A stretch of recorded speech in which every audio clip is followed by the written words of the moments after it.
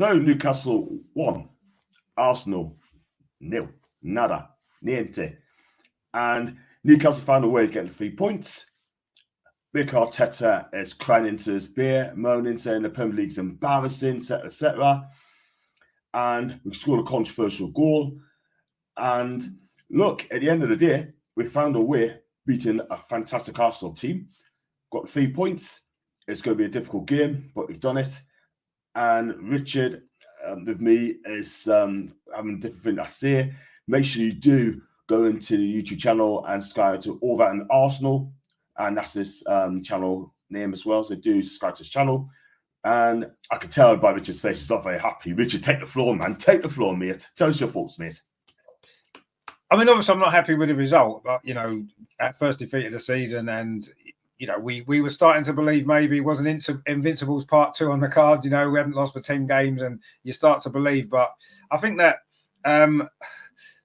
it was a strange game yesterday in many ways, because there wasn't a lot of chances, was there, at either end? And I suppose when you think about it, a draw was probably, or would have been, a fair reflection of the game. We had a lot of possession, didn't create too much. You had a few sort of counter-attacks, caused us a few problems here and there in the game. But I didn't think there was enough in it from either team. And I must admit, though, I didn't like Mikel Arteta's reaction afterwards. For me, as a manager of a big football club like Arsenal, what you've got to do is you've got to take responsibility. Now, I'm not saying there wasn't controversy about the goal, because there was. Was it out of play? We don't know. It could have been very, very tight decision, maybe not. Was it a foul when a cross came in by Joe Linton on Gabriel? Maybe. Some referees may have said yes, some referees may have said no. Was it offside? Was it a handball? Loads of different things going on. And yes, they could have found a way to disallow the goal. I'm sure if they had, they spent long enough on the VAR check at the time. I'm sure they could have, if they wanted to disallow it, they could have done, and they didn't for whatever reason. And I think that, there was 64 minutes the goal was scored. Right, Arsenal had 25 minutes after that to get a goal back, and we didn't have a shot on target in that time. Is that the referee's fault? Is that VAR's fault? No, it isn't. It's the fault of the players. It's the fault of the manager's tactics. It's the fault of the performance of the team. And I think Mikel Arteta should be big enough to admit to those failings and say, yes, okay, the goal was a bit controversial, but we had plenty of time to get one back, and we didn't. We didn't even, not even a shot on target after the goal. There's no excuse for that, is there? Any other team, pretty much, any of the top teams, I should say, not necessarily any team, but any of the top teams that are fighting for a title, or supposed to be fighting for a title, you're away from home against one of your rivals for a position in that top four, challenging up the top of the league. You go 1-0 down with 25 minutes to go. You would expect your team to have at least one shot on target or two shots on target in that time. They might not go in. The goalie might save them, fair enough. But you'd expect that to happen. And Arsenal didn't create anything in that last 25 minutes. Yeah, Newcastle defended well. We know they're strong at the back. We put some balls into the box. Your defenders headed them away. Brilliant. We'd expect that. But you would imagine a team of Arsenal's quality, with those front players that we've got, we should be able to create 1 or 2 or 3 opportunities in that final 25 minutes to get a goal to make it 1-1 or possibly win the game. And we didn't do that. And that's not... We can blame VAR all we like. We can blame the referees. Yes, they're terrible. The VAR has been terrible. The referees, they're terrible. Look at the mistakes that they make. And we can look at that and say, why don't we just instead deflect the responsibility away from ourselves, not playing well enough, and blame somebody else, blame the referees? It's easy to do. And I'm very, very disappointed that Mikel Arteta has decided to go down that route. When a few weeks ago, when the Liverpool goal was disallowed against Tottenham, he said, well, mistakes happen and we have to accept it. Well, suddenly now mistakes happen and he can't accept it because he feels cheated or whatever it is out of the game. But why didn't he do something more in those last 25 minutes to enable us to get a goal back? We had plenty of time. It wasn't like the goal was late in the game. We had loads and loads of time left and we didn't do enough to equalise. And that's the fault of the team and that's the fault of the manager. That's not the fault of VAR. VAR can't score goals for us. And even if that goal had been disallowed and hadn't stood, there was still 25 minutes left. Who knows what would have happened? And I didn't see Mikel Arteta moaning about the Kai Havertz challenge, which when you look at it, at the time, it looked we were far away up in the top tier, miles away, so we couldn't see exactly. But when you see a replay of it, that's a red card. He could have broke his leg. And you didn't see Mikel Arteta moaning about VAR not sending Kai Havertz off. And had he done so, 40 minutes of the game, down to 10 men, a draw would have been the best we could have hoped for anyway. We'd have probably lost that game in any case. So I don't see what his point is really. the goal was controversial, and we can't escape that fact. We know it was, but that's not. You could say we lost 1-0, so that's why we lost the game. But it isn't why we lost the game. We lost the game because we didn't create enough opportunities to score a goal against a very strong defensive Newcastle side, and that's on us. That's not on anybody else. Yeah, absolutely right. I mean, at least you do make a comment here and make excuse as well. It's definitely down to the players and Arteta as well. But you touched on Kai Havertz, right? I mean, that tackle on Sean Longstaff, right? It's an absolute disgrace. It really was. He was off the floor. And I tell you what, anywhere else, he would have been sent off for that. He should have been sent off anyway, because that tackle was absolutely awful, Richard. He could have done his leg or ankle, whatever it may be, right? Yeah. And I tell you something now, right? I mean, all the Newcastle players surrounded the referee to do the right thing, right? Yeah. Then he gets a yellow card out. Gordon and Longstaff also got booked as well for going to the referee's face. Yeah. But Kai Havertz, right? I mean, I'm going to be honest with you. First half, that's one of his better games. I'm not a fan of him. I never have been. I agree. But that's one of his better games. And but at the end of the day, it's still not good enough for your team. But listen, at the end of the day, right? I mean, he could have got sent off. Bruno Guimaraes should have been sent off as well for that elbow. But some of the Newcastle fans are saying, John, stop talking rubbish, man. Shut up. No, I said how it is. He should have got sent off as well for elbowing Jorginho because VAR took a very long time to check that out. Yeah, very long time. But they decided not to do anything about it. But Bruno, I tell you what, he could have been sent off as well.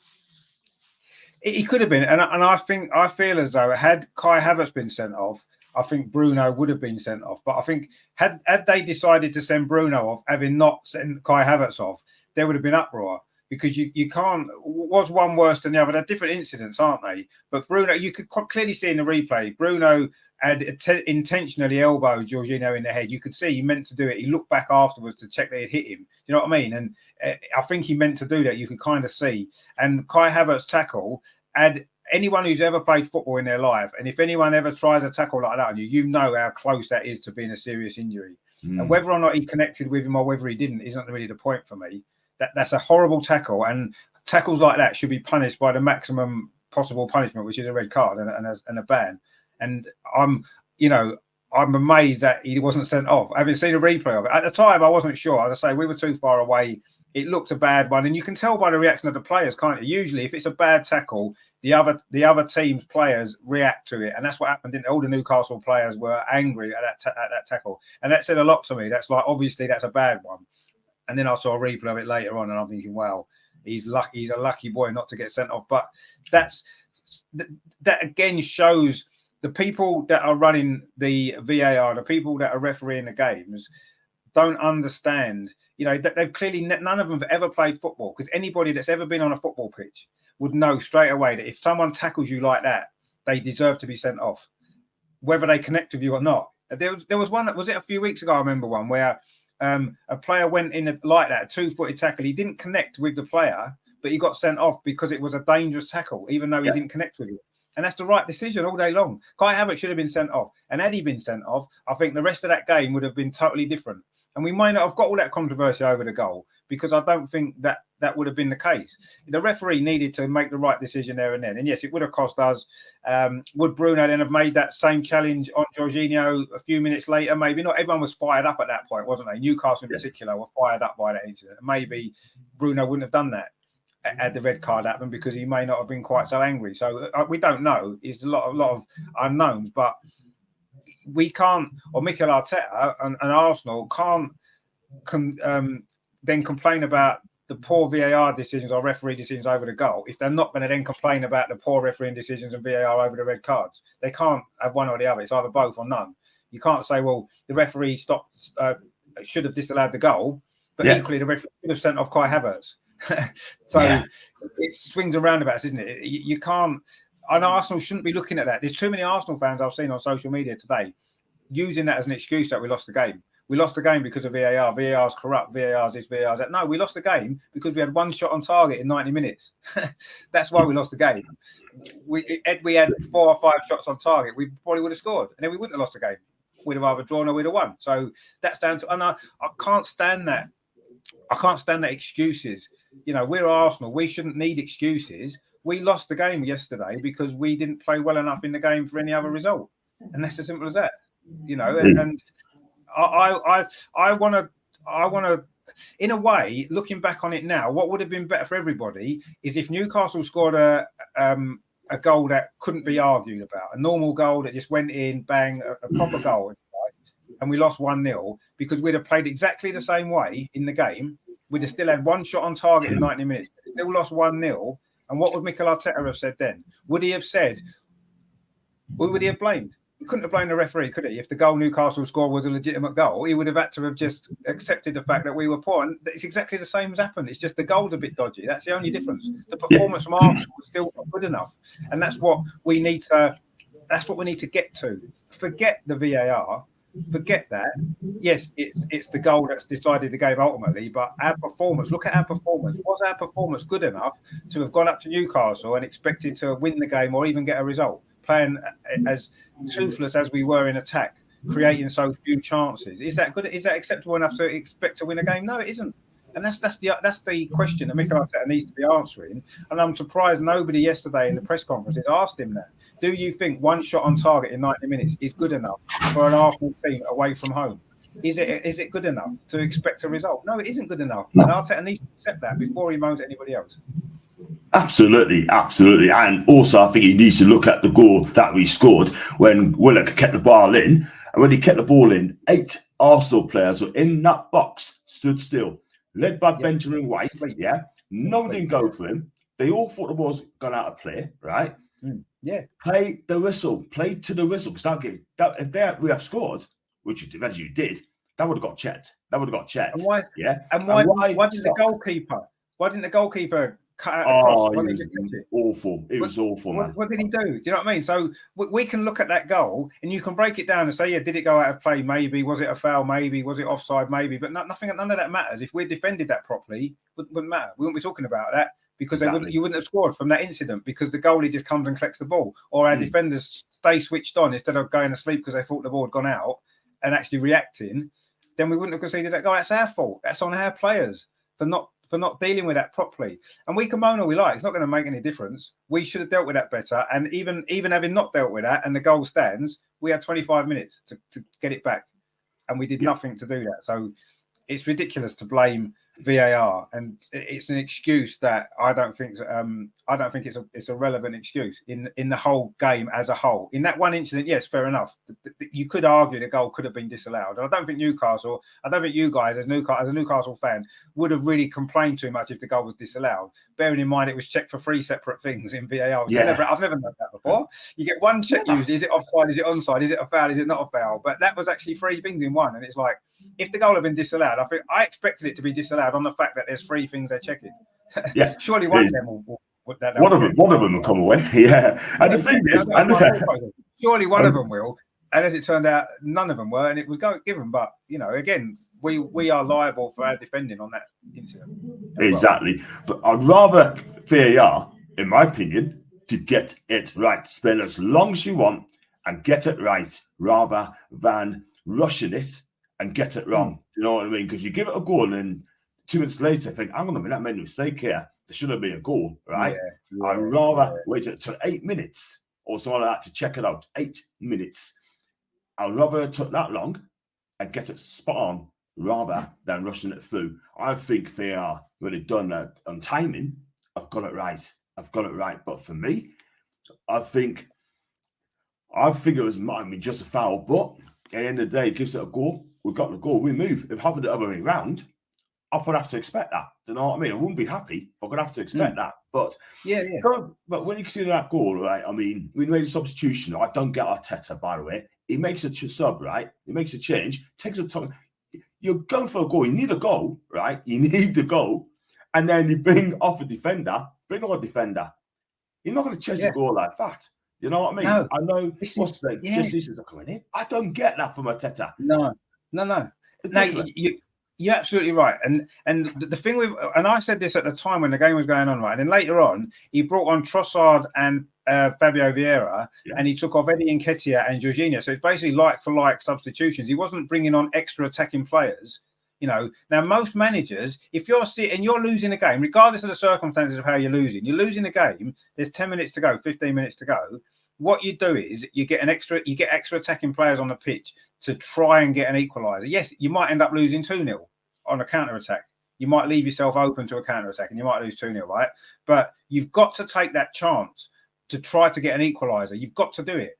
And at no point in that game yesterday, and this isn't the first time Arteta has done that. This has been a regular thing throughout the whole time he's been there. He's almost like he would. I get the impression, and I'm sure that isn't the case, but it feels like sometimes he would rather lose 1-0 than lose 2-0 trying to make it 1-1. I get that feeling. And it's like, if you're going to lose, mate, you might as well lose 2-0. You might as well throw everything at it and risk getting caught on a counter-attack. You might as well do that, because the more bodies you get in the box, the more times the ball's in the Newcastle penalty area, the more chance we've got of scoring a goal. The more we pass it sideways and backwards, the less chance we've got of scoring a goal. And that's fine if you're winning 1-0. Keep the ball. Brilliant. You want to see the game out. When you're losing 1-0, you need to get that ball into dangerous areas on a regular basis, and you have to take risks and take chances. That's how you win games in the Premier League away from home. The big games, that's how you win them. You take risks. You know, you look at Pep. You know, he will. If they're losing a game, he will throw on extra attacking players, and he will throw everything at it. And 9 times out of 10, they've got the quality to get a goal back and save themselves. They do it all the time, don't they? Man United used to do it when Alex Ferguson was manager. You know, they'd throw on extra attacking players, take off a defender, bring on an attacker. That's what you do. That's how you win games. You don't win games by taking off a defender and bringing on another defender. That's not how you win games. Yeah, it's ridiculous. Do you know what I mean? It makes no. You're right. It makes no. I don't understand it. And I've watched Mikel Arteta at Arsenal for 4 years, and I still don't understand. The only thing I can think of is he's got this system that he wants to play, and he won't change from that system. So he has to make like-for-like substitutions, because the players that come in, it creates the same system. But when the system isn't working in that particular game, it wasn't yesterday. It wasn't working because you guys defended really well against what we were doing, right? And it was obvious for me early in the second half that, I mean, me and my mate were standing there, and he actually said to me, "This game's got 0-0 written all over it." And I said, yeah, it has, because we weren't causing Newcastle enough problems, and they were defending comfortably against us. So what do you do as a manager? You sit there and think, right, okay, what I need to do is do something different here. I need to change this so that we're then creating more problems for Newcastle. And he didn't. The changes he made meant that we were causing Newcastle exactly the same amount of problems as we did before, which was nothing. And that's down to the manager. You're right. I never understand his substitutions. He will never, ever take off a defensive player and bring on a more attacking player, because he doesn't want to risk imbalancing the team and breaking that system that he's got, the system that he's got. He doesn't want to break that. So he keeps it the same and hopes that by bringing on Trossard and taking off Eddie Nketiah, suddenly it's going to lead to something different. Well, yeah, Trossard's a slightly different player to Nketiah in that sense, but he's playing in the same position on the pitch. And he's doing this. He's told to do the same job. He's just maybe better at certain things and not as good at other things. So you're not gaining or losing the same amount. You see what I mean? It makes no sense to me. We didn't have a lot of options on the bench. Well, if you're going to bring Trossard on and take off a defensive player instead. You know, do an attacking change. And then if it doesn't work and you still lose 1-0, at least you can turn around and say, at least we went for it. At least we tried. At least we tried something different. We got more bodies. What I would have done is, looking at who we had on the bench, I would have probably thrown Gabriel up front in the last 10 minutes and just lob balls in, because we weren't winning anything in the box. Gabriel's, decent in the air. I'd have thrown him up there for the last 10 minutes. See what he could do. Something different. But Mikel Arteta won't, because he's thinking, if I throw Gabriel up front, Newcastle will score a second goal. So what? You're still losing the game, mate. Do you know what I mean? I don't know. I don't get my head around it either. You've got to try something different when you're losing. Last few minutes. What did we? I mean, as a Newcastle fan watching that game, did you feel in the last 10 or 5? Were you nervous in the last 5 or 10 minutes that we would score? Because I didn't think we would. No, I thought we looked comfortable at the end of the day, Rich. We looked really comfortable, man, because we was in no danger, because our defensive record's really good. And you know what? I wasn't scared at all. I mean, it all depends on the set piece. If you got it wrong, then, we can defend properly. Do you know what I mean? But, Lascelles playing well. Shaw's playing well. Trippier's leads from the back. Yeah. Dan Burn, when he went off half-time, Livermental. Brilliant. Absolutely brilliant. Livermental. Brilliant, yeah. But, Eddie has done a wonderful job at this moment in time, and he's been doing brilliantly. So, yeah, but you know what? Just almost or not was Newcastle. We just move on to Dortmund. It's going to be a tough game. And if we get something in Germany, we'll be okay. But I'm happy with Eddie Howe's doing, and my screen's frozen. But we go. Is your screen working, mate? I think you froze on my screen. Yeah, yours is. Nah. I was going to say. So it is what it is, man.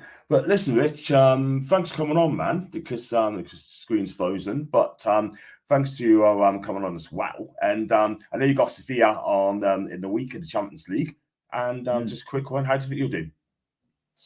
I mean, we're at home. I think we beat him away from home. We played well actually for a lot of that game away. So I'm confident at the Emirates we should be able to win that game. It won't be easy. They're a decent side. They've got some good experienced players as we've seen. I'll be disappointed if we don't win that game. And if we do, then we'll be in a real good position to qualify out of the group with 2 games left. So I think we'll win. We need to bounce back. They've had 2 defeats now in a week, which isn't it's unusual, isn't it, for us to lose 2 games back to back like that. So I think we need to bounce back. I'm sure we'll win on Wednesday, but I think it'll be tight. And then hopefully we've got Burnley at home on Saturday in the Premier League. We should win that one without too many problems. So hopefully we can put these defeats behind us quickly and move on. And Arteta needs to get this out of his head, move away from that, concentrate on the next couple of games. We just need to get a couple of wins this week at home. And then we'll be in a much better position, and no one will think too much back on this game at the end of the season. If we're where we want to be, that goal on Saturday won't have mattered too much. It's a roar at the time, I suppose, but we just need to. I think we'll beat some. Do you think you'll get a result in Dortmund? Do you think you'll get a draw at least? Hope we get a point. I mean, you did everything right for the first leg. We got beat at home, but we just couldn't score. But this time, I think we will score. They got beat off Bayern 4-0. Yesterday, Harry Kane got a hat-trick. And let's be honest, I think we're going to be okay. I think we'll be fine. Do you think you'll qualify? I'm hoping that if we get a point, and then we'll probably lose to PSG, but it must be AC Milan. I think we'll qualify for Europa League. Qualify for Europa League, I'll be happy. But it all depends what we do in Germany on Tuesday. Win that game, win in the race. Draw, and get a draw in Paris. I fancy getting through to the last 16, but we have got to beat Dortmund. It's not going to be easy, but let's get a point at least. No, I think if you get a result over there, you've got a good chance of getting through, haven't you, the group? Then I think you'll beat Milan at home. I think Paris away will be tough, obviously, but who knows? You give them a good beating at home, didn't you? So who knows? So we'll see what happens on that sort of thing, and let's hope we both get wins on Tuesday and Wednesdays in the week as well. Richard, thanks for coming on, mate. And guys, if you don't know Richard's YouTube channel, do check out his channel at Over and Arsenal. The link's in the description as well. And just one quickly on Arteta. I mean, Arteta should be sacked. I don't care. He's not my manager. And, but like I said before, right, he's got to win you a trophy. Yeah. That's the key. I think this season now, with all the money that he spent, the time he's had at the club, I think we need to win a trophy this season. Whatever trophy, obviously we're out the Carabao Cup now. There's 3 left to win. Are we going to win the Champions League? Probably not. Are we going to win the Premier League? Probably not. So it's running out. The options are running out now. He's got the FA Cup maybe as a backup plan. I don't know.